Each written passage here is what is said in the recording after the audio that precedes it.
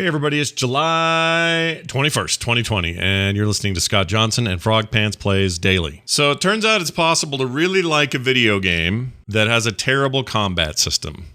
And for me, that video game is Super Paper Mario, the Origami King. I think the art in this game is fantastic. The writing is wonderful. The characters are great. The concept is great. The entire conceit of why the entire Mushroom Kingdom is all folded up and messed up right now is great. All of that stuff is great. The moment-to-moment game controls really well. I like filling holes with confetti as much as the next guy. I think the weird emo Origami King is a great villain. I like everything about this game except for the combat. The combat sucks. I kind of try to avoid it now.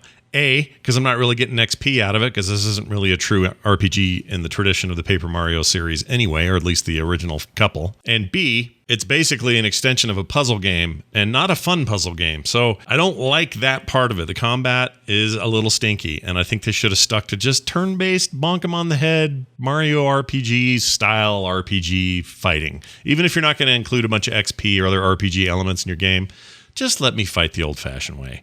I really, really dislike this new way of fighting. That being said, I still am really enjoying myself, and it's worth it to see the rest of the game. So that's my quick take. It's not really a review, just a thought. Okay, that's what I think of Super Paper Mario, the Origami King. Maybe next time they'll get the combat right. Metacritic will delay user reviews for games. Long time coming. Metacritic will now delay these reviews for games for 36 hours after release. Company announced this just this week. Comes a few weeks after the release of The Last of Us Part 2, which was review bombed by Metacritic. Here's what they said in a quote. We recently implemented the 36-hour waiting period for all user reviews in our games section to ensure our gamers have time to play these games before writing their reviews.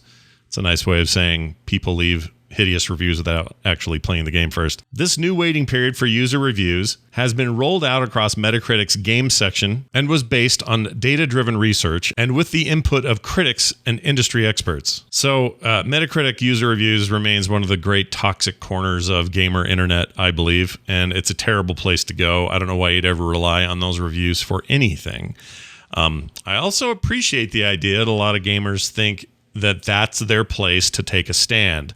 If they have a very strong feeling about something, whether you think that feeling is good or bad, whether you agree with their stance or not, they feel like that's a stage they can get on and express their feelings of frustration. I think that's an important thing, but I don't think it should be the user reviews on Metacritic, a place where people go to try to get reviews of actual products, not people mad about a thing they haven't actually played yet. I might even agree with your frustration that you're expressing over there, but maybe play the game first and then express whatever frustration you have. Same thing happens on Steam with Steam review bombs. I can't stand those either for the same reason.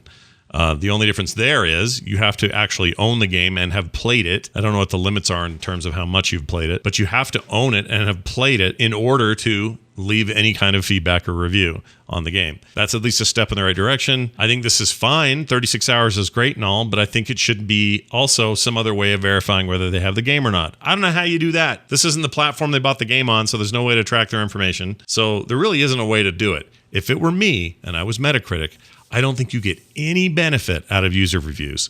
None. I can't think of a single time where that's helped me in any decision making. But the reviews you collect, I do use all the time. I like to go over there and see what the general score is. I like to dig deeper and read the actual review via a link or whatever. That's what Metacritic is for. It's not for screaming babies. Send your angry feedback below or in an email, scott@frogpants.com. Microsoft Flight Simulator will ship on 10 DVDs and still requires a download to launch the thing. Microsoft Flight Simulator launches on Windows PC on August 18th in a month, and the vast majority of fans will purchase the game digitally. Nonetheless, Microsoft is partnering with European companies for a physical release of the game, if you can call these a game. The physical edition will ship on 10 double-sided DVDs and come packed in a special accordion-style box. It sounds outlandish, but it's actually a boon for those with slow or severely constrained internet connections. Details of the retail release come from Aerosoft, a developer and publisher of simulation hardware and software. Mathis Koch, I know I'm not getting that right, took to the company's official forums on Monday to make the announcement. The box set will include 90 gigabytes of data and will still require an update from Microsoft before the game will launch, although how big that update is, nobody knows. So do people still play Microsoft Flight Simulator? Again, saying play is weird because I know it's not a game so much as it is a simulation of flying, and that's pretty cool. I used to know people who love that and probably are still loving it and love playing it. And they buy all the extra hardware and the HOTAS and the freaking fake little cockpit business and all that. I mean, I actually really, I can respect the desire to play that stuff, but it just isn't for me. It's overwhelming. I need more kind of arcade feel to my flight games, no matter what they are. So they're not selling this to me. I was never going to be the guy to buy it. So take my opinion as a grain of salt. Maybe take it as a Metacritic user review and ignore it. Email. Quick email today. This one from It's Too Scary. I just watched the July 16th episode of Frogpants Plays Daily regarding the digital-only consoles. I think the price of digital games should be cheaper than the $59.99 that they currently share with physical copies. I understand there's a cost for listing the games to the various platforms they're on, but does this equal the cost of manufacturing, print, and shipping? I would like to get your thoughts on this. Thanks. From It's Too Scary. Well, It's Too Scary. This has been a topic of conversation for a long time as digital has continued to rise in popularity. And retail physical copies have continued to exist, but have dropped a little in their overall market share. One would have thought that you would see the price structure shift to a little cheaper for the digital, same price or more for physical, right? That didn't happen, as you were alluding to in your email. Why didn't it happen? Because I really do feel like an industry that is slow to see their prices rise. They are slow to see inflation take an effect on this market, on their specific industry. They're happy to get the extra money wherever they can get it. And I don't think at any point, anybody at any major publishing company or anybody else involved in video games once said, well, why don't we only sell the digital copy for $20 because we're easily still making money on top of what our costs are, and then let's just sell the $60 physical one because we got to pay for all the physical stuff.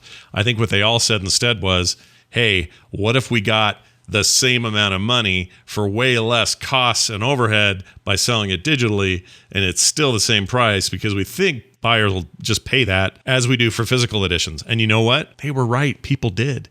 So I don't think there's a big push to change this. I agree with you in principle. Obviously, it is costing them less when you don't have to think about printing and pressing discs and all the logistics involved with moving a disc around the country in terms of getting it to retailers and everything else. All of that stuff, those costs simply go away and they're replaced with much, much lower storage and data transfer costs. However, they saw it as an opportunity to make a bunch more money. So that's what they're doing. And I don't think that's going to change. It would take a mandate from the players, and I don't think players care enough. Players would rather just get the game and play it. So don't expect that to change, unfortunately. I love your feedback, and I would love more of it. Send it here to the show. You can do it at scott@frogpants.com or comment below. I check those as well and sometimes read those on the show as well.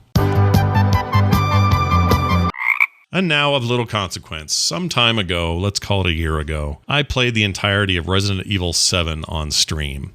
And that game scared the crap out of me most of the time that I played it. And so I picked out a piece that I just thought was kind of funny and reminiscent of how I felt about playing that game. So here's me freaking out because this wall explodes. Ah! Oh! That'll do it for me. Go to frogpantsplays.com for details. If you're trying to track down any part of this show, you can find it there. Or you can email me once again, scott@frogpants.com. Frogpantsplays.com is the place to go, as I mentioned. And if you like what you hear and see, consider supporting me directly at patreon.com/frogpants. That's going to do it for me. We'll see you tomorrow.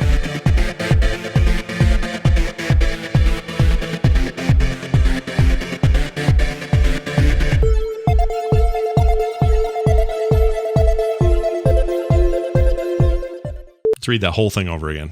We recently experimented. Shit. I can't frickin' read. Critics and industry oh man.